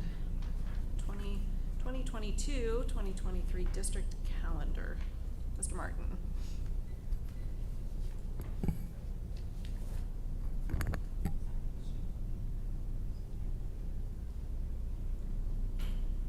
You each have a printed copy, but I wanted to point out a few of the things. The calendar is built with about 3 main hard points. Not shown on the screen is trying to equalize 2 semesters. This was 88, 92, as close as we can get within the other parameters, which is try to start in August, not July, and fall break. 3 full weekends at Christmas break, and of course spring break. Now the balance, there's about 2 days left that are not necessary for the second semester. So there's a day added to spring break, that being the 24th of March. And 1 extra day is also May 25th, where those days can be no students required or no school. And that leaves us the 88-92 balance. Those are basic parameters built here. We'd love to start in Labor Day, but there's just no way to balance semesters when you do that. And I say that because all of you know that, but in the public, we hear that on the East Coast, they haven't started, they don't start until September. Well, they must not have a 180-day requirement, or they go way into June. They go into June. The other end of this is trying to be done before Labor Day, Memorial Day. Yeah. So we graduate before Memorial Day in this calendar. I think we have 1 or 2 more years where that's going to be possible. Then everything shifts again, and so we might have a graduation the week after Labor Day. Sorry, Memorial Day. In a couple of years, I forget which year that shifts. But I'm here for any questions you have. Okay, so this is just an item to consider this time. Yes. We'll vote on it next month. Can this be posted so parents can look at it? Yeah. In the We could meantime? post it as a draft, it's part of the school board items. Yeah. It's not radically different from what we're doing this year, so I don't No. Yeah, anticipate. maybe 1 day shift Right. in any way. Yeah.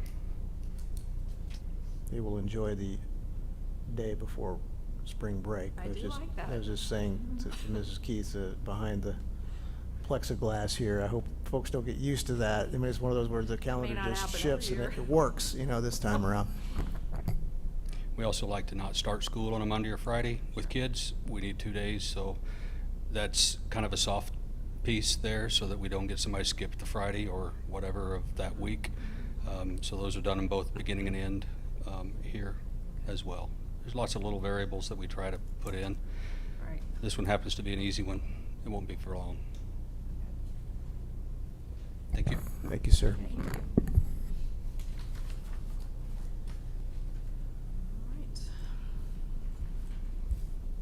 All right, capital improvement planning update, Gibraltar Design. Thank you. As Jim's making his way to the podium and the team, I'll just kind of set the stage. We continue to work with Gibraltar Design. We've also added to our professional planning with our professional partners, Skillman Corporation. They've been working with Gibraltar. Each one of these updates will continue to get a little bit more detailed in what could happen. It's kind of what the stage we're in right now is what could happen. And then when you are in your work session for an upcoming August work session day, we maybe have a few more specifics and a few more potential price points, if you will, for some of this as you continue to really hone in as a board on what we need, what it's going to cost, and then ultimately what the decision will be moving forward. So I'll turn it over to Jim and his team. Thank you, Dr. Millman, and members of the board. It's a pleasure to be here. What a great way to start the meeting, watching you recognize such hardworking, dedicated, now retired educators. But I've been to quite a few board meetings in my life, and judging by the applause and everything, it seems like they were very, very well appreciated as instructional leaders for your district, and that's just, it's awesome that you're doing that. Dr. Millman did a nice job with kind of the summary of where we're at. What I'd like to do, if I could just take a sidestep, is make some proper introductions of the team that is here. So we have Dr. Jennifer McCormick, who's chair of our board, who is walking this journey with you through your process of determining how to meet the learning needs of your district. She's available to Dr. Millman and, of course, any of you as board members who, as you continue to move forward, might have questions. Chris Kingery is here. Chris is our Chief Education Officer, and Chris has met with your building level principals and has been instrumental in developing the elementary programming document, if you recall that from meetings back. Mike Rosillo, principal architect, school planner, is with us. And we also have, as Dr. Millman mentioned, Bart York from the Skillman Corporation, construction management partner, who will probably at the end of this presentation make a couple of brief comments about what's coming next. Outstanding construction managers, budgeting, cost estimating, and planning is just part of the working team to bring all these resources to you in a way that's appropriate. Dr. Millman mentioned this is just another step in the process. It is iterative. Some of it might seem repetitive. It's just kind of nice to be reminded of where we've been briefly and then how we're keeping the ball moving forward for you.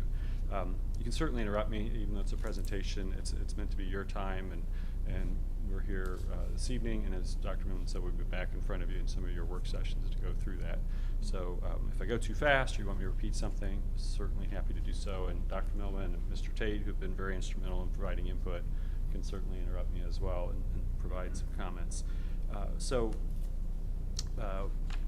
Where we are at, if we, I think both with, if you go to the next slide, just kind of keeping our eye on the ball, both in acknowledging your students and providing the learning environments you want to accomplish, but maybe we should add the instructional leaders, because when you hear comments about starting the school year and all the things you're trying to sort out, sometimes we forget that the classroom and instructional environment is part of the toolbox that you provide for your teachers and staff. And it can be a small item like a splinter in the fingernail for their instructional environment they're trying to pull out and say, can we just have this to make it go better? Or there can be bigger items. And all of that is vetted and assimilated and analyzed for you as we go through this process. These next couple slides are somewhat repetitive. You've seen them before. I think this is just a nice placeholder to remind everyone that Lebanon Schools, Lebanon Community is a place people want to be. And you're going to have new homes and new neighbors and people coming in. I think that can be a great thing as you continue to build your terrific culture here with your district. The next slide is just a data reference, which hopefully is useful to you as a school board or anybody and members of the community who just want to know what are some of the facts about your school district. So then when we get to this next milestone, think of this as like the major initiatives to consider. What are the big rocks that we want to try and move, as some of us like to say, that you're wrestling with, considering. None of this is final, but it is how we're going to continue to put information together, such as budgeting and answer questions as we keep moving forward. Those big components, obviously the most important initiative is the elementary learning and what you're trying to do across all of the elementary schools. We like to use the phrase, if you've heard it, equal, not same, which means you want to have instructional opportunities that are equal across all of the district, but you have buildings of different time frames when they were built, different configurations, but I think you can create that equality for learning opportunities by these initiatives that we're showing you not only this evening as we keep going forward. There was input, if you recall, over 18 months ago from the middle schools and the high school level, and we had meetings with principal leaders there. Towards the end of this presentation, we'll go over some of those things. And it was also important to keep an eye on things like transportation. So we have a slide to show you tonight about transportation. Then lastly, we never lose sight of the fact that we want to have comfortable learning environments, climatized, HVAC, air, fresh air, those types of things. And all of those preventative maintenance items are kind of lumped together, and we've had meetings with your staff and tried to very carefully determine what are those next pieces that might get done. Some things throughout this presentation, as you keep moving forward, you'll start to address before major project initiatives are happening. They're just things that Mr. Tate and his team can see and identify and say, now's a good time to do it, and you handle those, and that just is kind of how we keep going through this repetitive process. I want to take you back for a moment before we go to the next slide. So some of you remember this, what it represents and why it's important to us. And now's a good time just to bring you back to this and say it represents 1 square foot, and it can be expensive. It can be expensive to renovate, it can be expensive to build new, it can be expensive with utility costs, and we want to try and drive every dollar into the classroom. And so it's just a nice little manipulative and illustrator to make sure that you're aware that Team Gibraltar, Skillman Corporation, your own staff, do not forget how important this is. If we go to the next slide, translating that maybe to something that's not objective, but maybe more subjective is, so this is also a unit of measure for rooms. Are they the right size? Can we accomplish these instructional goals that are summarized here for you in a way that allows us to maximize use of rooms and space? So these square footages add up to a new building, or they add up to building additions or renovated parts of buildings to make new purposes for them. So it's just a nice illustrator for you. This slide also is an easier summary to digest in one snapshot versus the program document, but that's still available. I think it's on the website. Your stakeholder groups have had a chance to look at that, but this is a nice summary of what has been put together for Lebanon Schools in terms of mission and a vision. As we improve schools, how do we measure that the right things are happening? Well, this is a good checklist.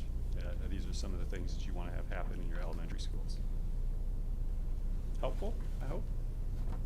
So we'll go on to the next slide and try to create a bullet point narrative, if you will, so your community and you as a school board can say, well, when we talk about engineering items and HVAC, which is heating, ventilation, and air conditioning, and electrical systems, and all these different, sometimes hidden things above ceilings, inside walls, here's a nice way to sort of narrate what our focus is in mostly plain English as an architect. And but I know Mr. Tate and Mr. Walling and your team, we can always address in more detail some of these items. But think of these things as additional measurables, no different than how large does a classroom need to be, and they get integrated into the improvements of your schools, particularly when you do these larger project initiatives. So if we're going to add on to a particular school with a classroom addition or a main office area,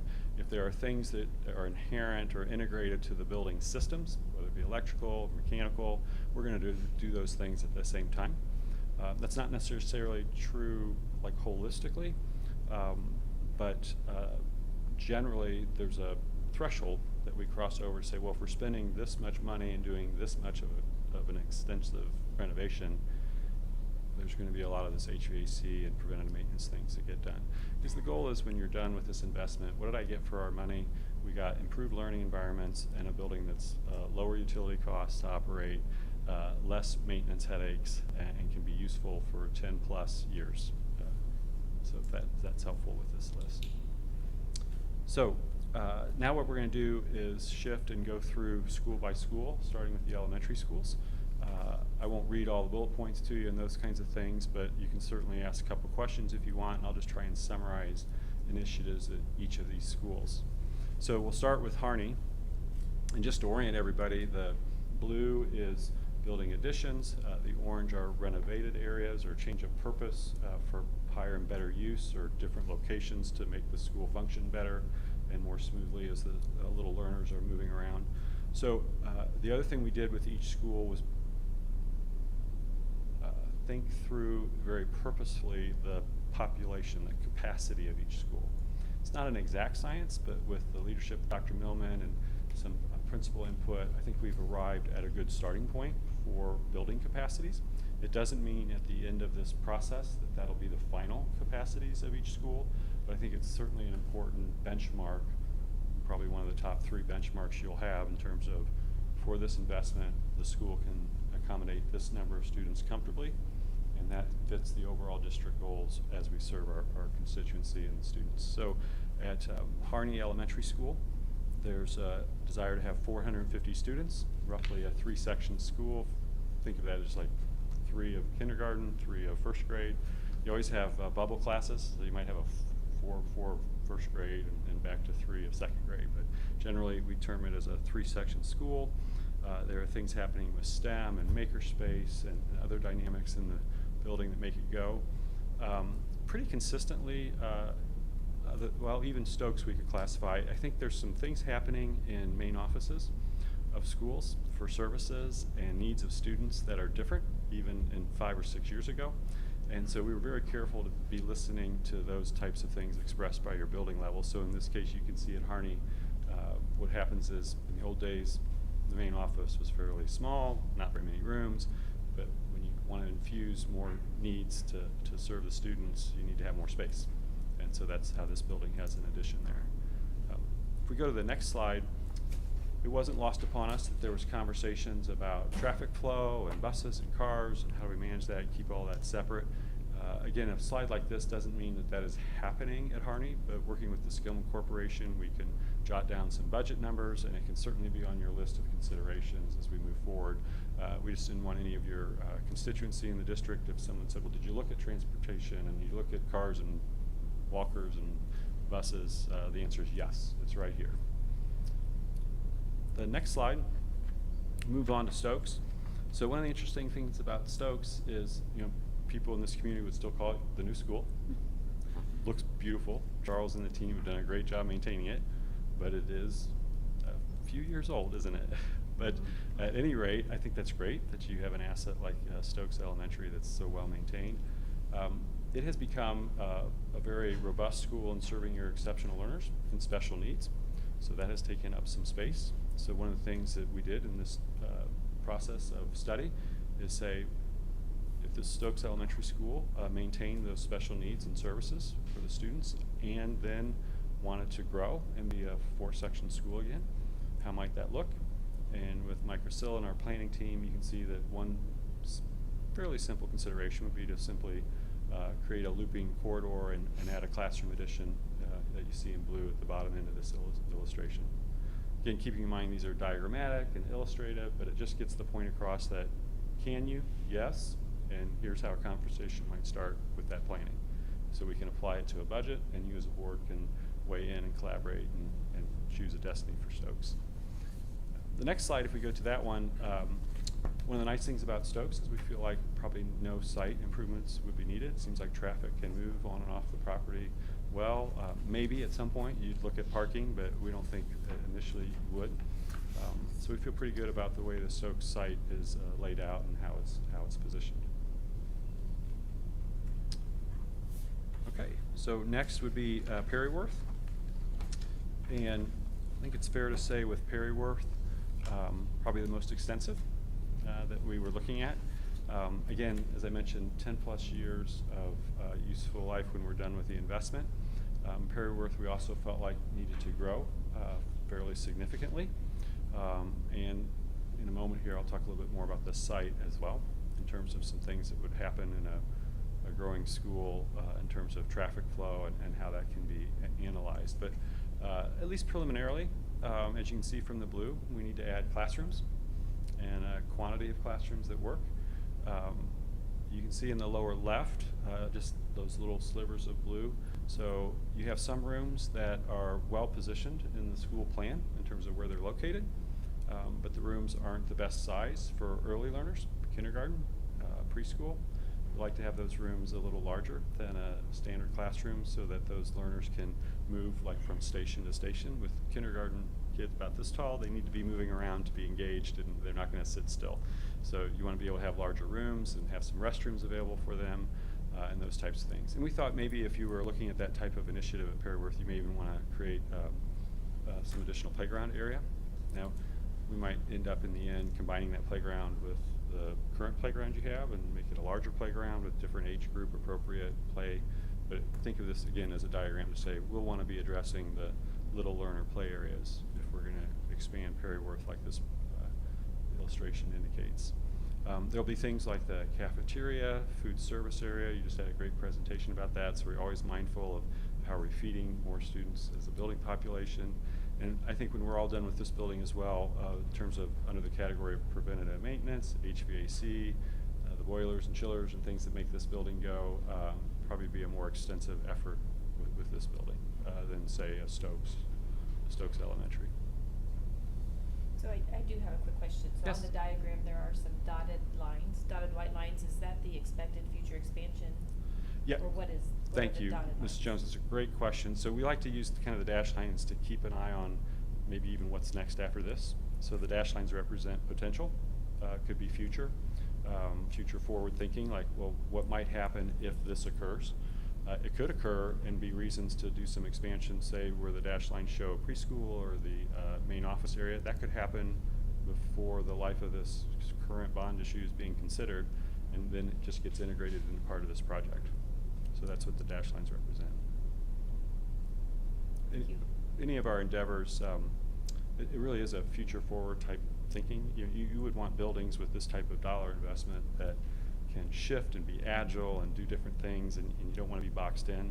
I think in the old days, maybe in the 1980s or so, there was sort of this idea of like, well, okay, we build a school, we're done, we'll just maintain it. Well, now we know we build a school, not only do we need to maintain it, but we got to change it as the educational environment changes. So with current initiatives, that's how we think is that future forward, and dash lines and other types of things help us with that.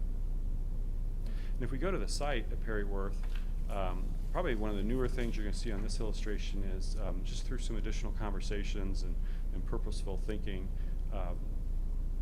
I get asked from time to time, Jim, as a school planner, architect, what's happening in elementary ed, what's changing? I think one of the things is parents are bringing their children to and from school. They're picking them up. So you have an enormous influx, increased number of cars. We're not here to make social commentary or whatever that is, but the practical matter is you need to get those cars off the street as much as possible. And so in this case, good, clean, simple ways to do that are things like drives that are fairly long, so that you can stack up the cars. So in the morning time, the parent is dropping off more infrequently and different times up until school starts. In the afternoon, they're simply forming a line and waiting. And so it's more of the afternoon cycle of picking up the children that you need to be able to have a line. So building like Perryworth, minimum over 100 cars. If you start to double queue them, you can have even more than 100 cars. And that becomes sort of an administrative practice, and principals like Chris King would say, you need to train the parents as much as you're training the kids how to do that. The other thing we want to do on a site is obviously separate cars and buses as much as possible. That becomes so important. So really, Perryworth sort of sets itself up nicely on the site to be able to maybe have buses in front like you're currently used to, and then you manage the parent car traffic on the other side of the building, so that those two functions can happen fairly simultaneously, but in different areas on the site.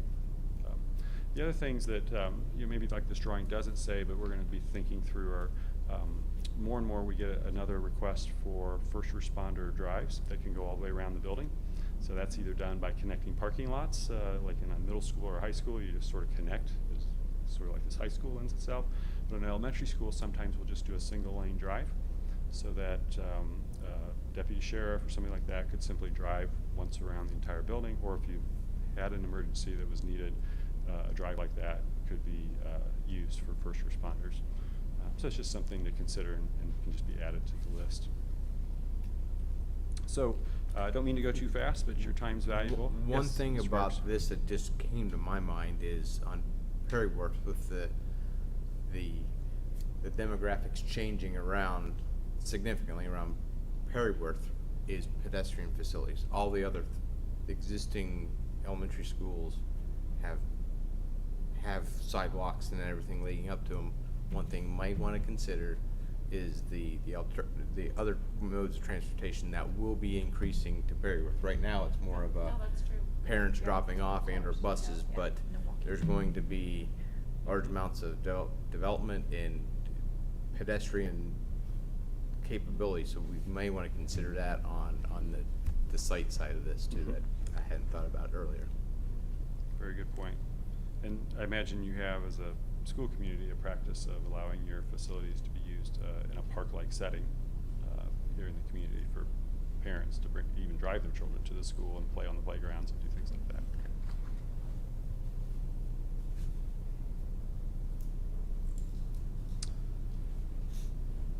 Thank you for that. So the next slide is an illustration to have a conversation about a new elementary school.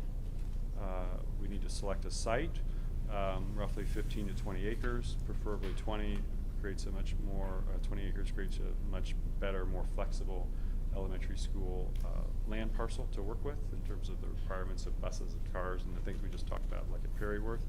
And this diagram isn't actually like an actual final floor plan, but it just shows some of the things that go into thinking about a new elementary school plan when you have basically, you can start from the ground up. And we like buildings, particularly when you think of a master planned capacity of 750 students, which may seem fairly large, but I would tell you that all across the state with the schools we're working with, 700 to 750 students, I think I hear administratively and operationally tend to be a new norm. And it's also a nice master planning target. Initially, you might be more like a 600 student school, but you'll have at your fingertips and at your readiness an ability to expand it. There are also things in a new school that we can do, for example, planning for special needs, exceptional learning that might happen as a second school for that purpose, similar to Stokes. And there'll be other aspects of the school planning that you'll be able to re-envision, if you will, in a way that's conducive not only now but also with that future forward thinking. And then certainly on a site, we want to be able to separate the cars and buses again and make those parent experiences pleasing, and sizes of gyms and all those types of things. So that's the kind of program we're going to build for you, and use that as a basis for estimating what a new elementary school will cost.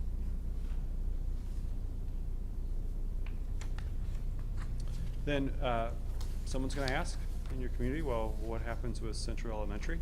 Still a very good building. It's been so well maintained by Mr. Tate and your team. So we think Central is a very useful asset as a resource for the district. And if you remember from our last meeting, I think in this boardroom, we commented that sort of like a partial list that you're looking at of here are some things that the building could be used for. And the diagram's kind of useful to help people envision, oh yes, we could take these rooms and use them for preschool, or we can take this area of the building and use it for staff training or an activity room. So all those types of things are how this illustration helps. We don't envision any additions for Central. We obviously don't think that would be necessary when you vacate a building like this. And then on the site, the purpose of that illustration is maybe do two things. One, indicate that the site can still be a very nice asset for the community. You can keep the park-like setting. We don't see any reasons why you'd do any dramatic changes there. And then also if something like a preschool function were to happen, we think it could easily be accommodated in the current parking lots for drive loops and those types of things. So just reasons why Central could be a nice resource to be determined for your district. Dr. Milliman, would, given the legislation about selling buildings to charter schools for $1, Right.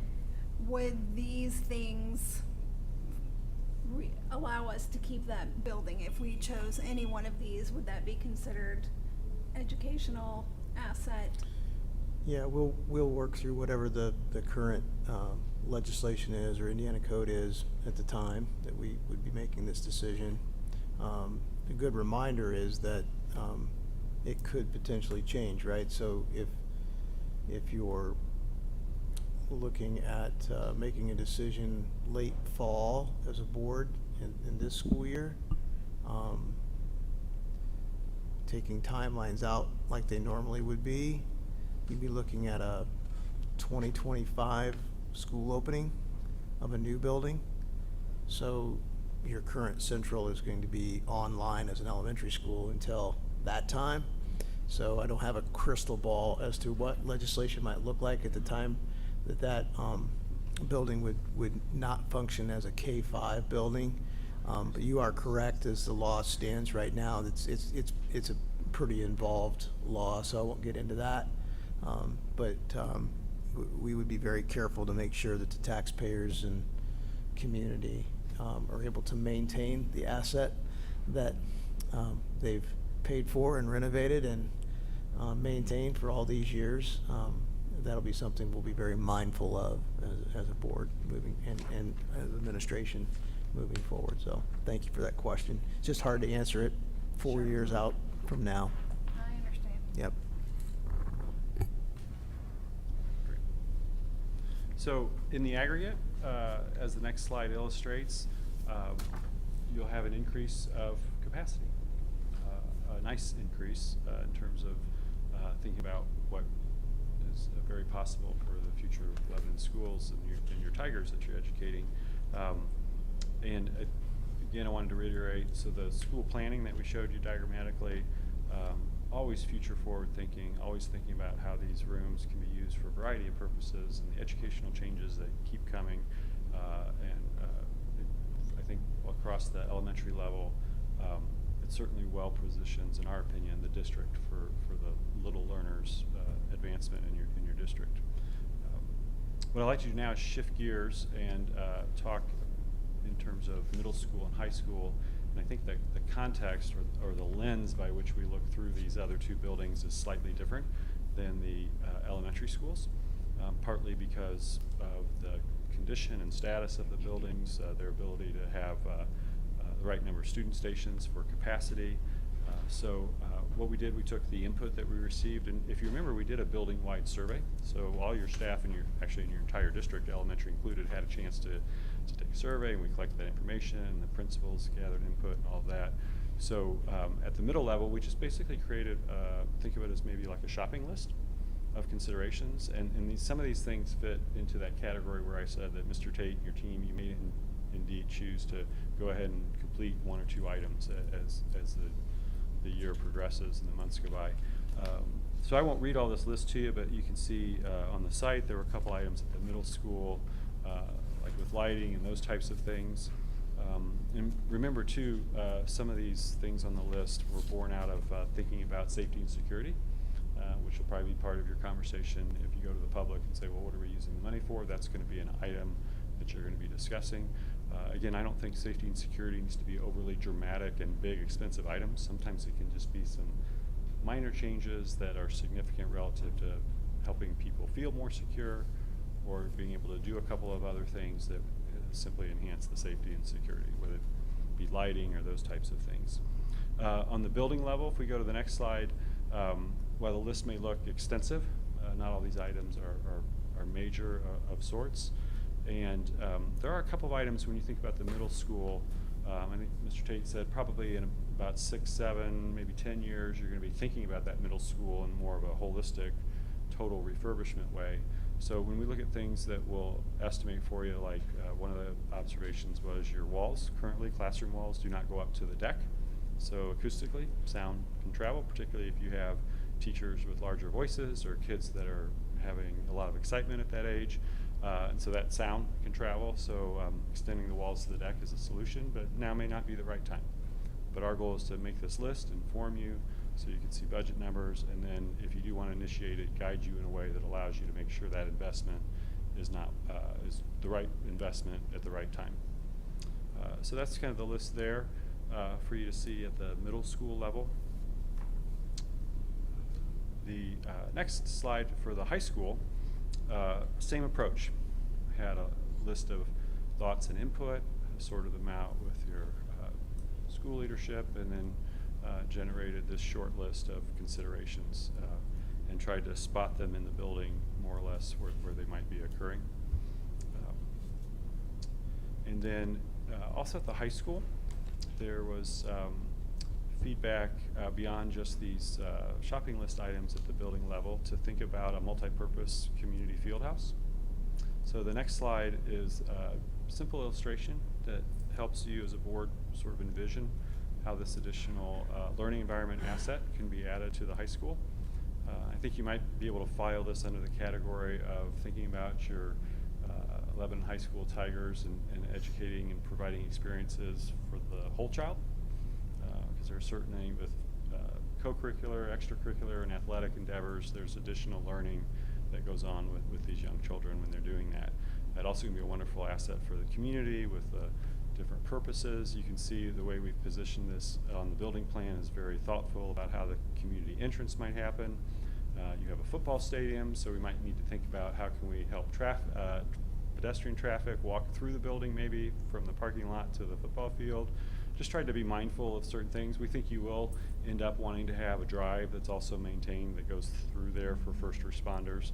Maybe it's gated, those types of things. So we just had a placeholder for those types of things, and whether you need to add parking or not, that'll all just be fleshed out during the design process itself. But I think this illustration helps tremendously to kind of say, well, what are we talking about when we say a multi-purpose community field house? So that's what this slide does for you. And then another item, as you saw the big rocks that we had put on our summary, is the transportation center. So working with Mr. Tate and with Mike Rosillo and planning, tried to carefully think through, well, if we took the current site that you have, and you can see in the lower right corner the existing site, and we said, okay, we're going to use literally every square foot of this property as best we can.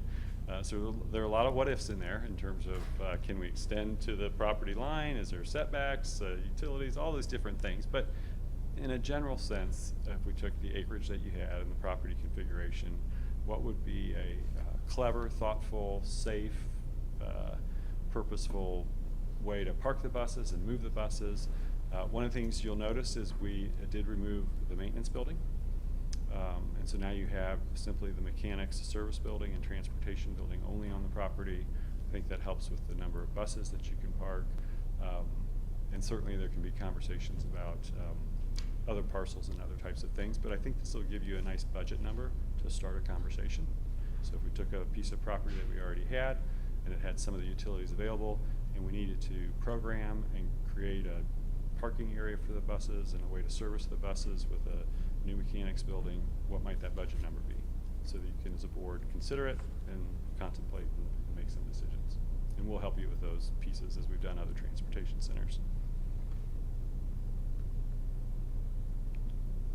Okay, I'm watching my time. I feel like I did pretty good, about 15 or 20 minutes. Before we go to the last slide, any questions that you want us to circle back on or anything like that? I know you'll have other opportunities next month, the month after that, to talk to us.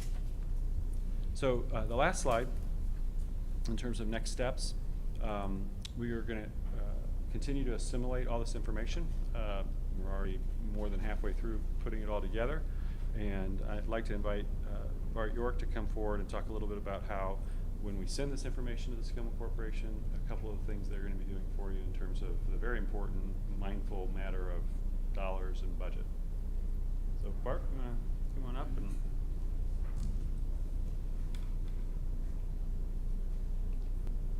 Stay up here with me. Yes, sir. Thank you, Not Jim. going anywhere. Good evening, Board. I appreciate having a chance to speak with you. I think for three of you, the first time that I've introduced myself to you, the other two, a couple, one meeting. But so as this process continues, and I will say to you, we've worked on multiple occasions with Gibraltar on feasibility studies and providing estimates for those studies. So that's what we would be doing here. And it's not just the estimate, it's looking at the design, and these are very conceptual. They're not really designed as such, they're conceptual drawings. So not only are we looking at the cost, but we're looking at knowing what they do on buildings, of how we're anticipating what the final product would look like. So that helps us with putting the right number together. We're not guessing. We've done enough of these. We know what they do, and so that's very important. We have 4 dedicated people in our office, and that's all they do is estimate projects. So they're not out in the field. They're not doing anything like that. So we estimate both architectural and engineering, mechanical and electrical and civil. So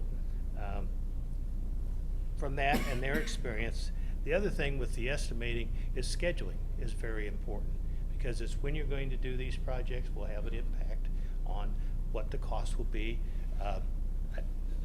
I'm not telling you anything. Inflation in building materials are going up, and we monitor that on a monthly basis and try to anticipate what it's going to do to your project, and the schedule is based on that.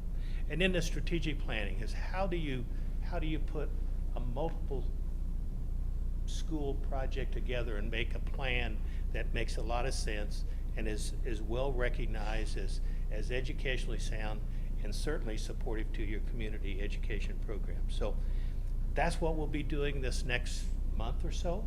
We'll be getting to get some of these conceptual drawings. We'll be putting estimates on them, and hopefully, I believe it's around August the 25th, in a meeting that we'd come back and provide those estimates and some of that additional information that I shared. Again, on behalf of the Skillman Corporation, we appreciate this opportunity to assist you in this early planning stage. Very important to position your projects in the right manner to make them successful for all. Thank you. Thanks. You're welcome, Bart. It's just so important, isn't it, to get the right information at the right time. And Bart is correct. We've partnered with the Skillman Corporation all over the state of Indiana, and even week by week I hear school leaders say, oh, you know, we're nervous about this, or what about these changing prices? And on a different day, Bart and I could show you project after project our teams have done where our dollar per square foot is right on target, and the budget and the bids align. as the Skillman Corporation estimates and says this is what a probable cost will be. And that's very reassuring, I think, for school boards and for school leaders who have a whole lot of other things to think about and do as well. So that's our goal really for the next month, is to work closely with Skillman Corporation, help you get these conceptual estimates put together. It is budgetary. It's also can be looked at as like shopping lists, or do we, should we, how much do we want to do, all those different types of things. And when you get it the first time, it won't be the last time we help you update it as you continue to march forward to your destination of presumably some sort of project hearing that says this is the right projects, these are the right budgets for our community, and let's move forward. So thank you all. Thank you. Thank you. Appreciate being here at the beginning of the meeting as well. So we'll see you next time. All right, thank you.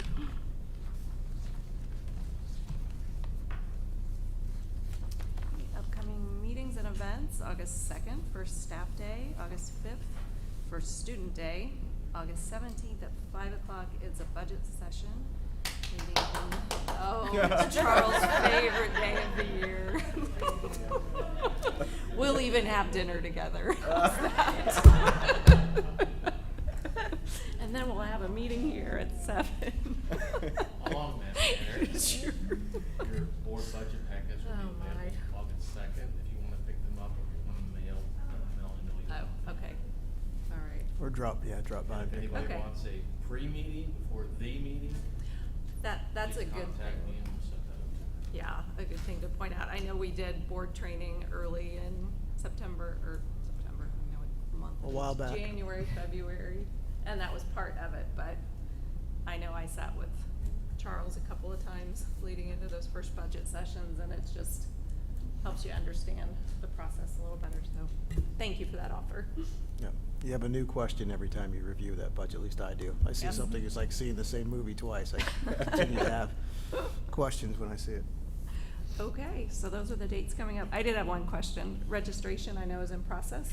Yes, You know how yes, we're it doing is. on Well, we that? get daily updates. We joked about that today. And maybe it's my experience talking. I try not to track it too much. I get too nervous when we love our families, but people like to procrastinate, so I try not to. I did mine. I try not to dwell on what the numbers are on any one given day. I'll start paying really close attention several days out from the end of registration and the start. But it's flowing nicely. Let's just put it that Okay. way. And our Very good. principals are doing a good job of calling and reminding people that registration's open. So. Anything else? All right, we are adjourned. Thank you, everyone. Thank you.